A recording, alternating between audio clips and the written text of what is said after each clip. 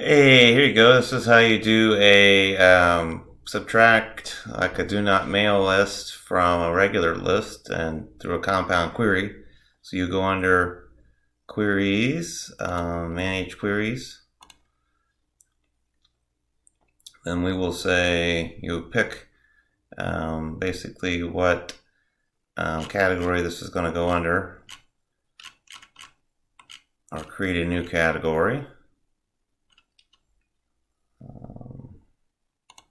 And then I'm going to say new query. I'll click on the query category name, and then you say new compound query.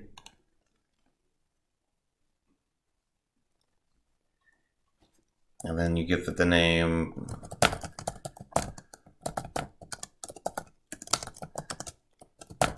And then you're going to select your first main query, whatever that's going to be, and then this is where you can intersect, add, or subtract. And then this situation where you're wanting to subtract the do not mails from your main list, and we're going to pick subtract here, and then we pick the second query here. And you might have a do not mail under here.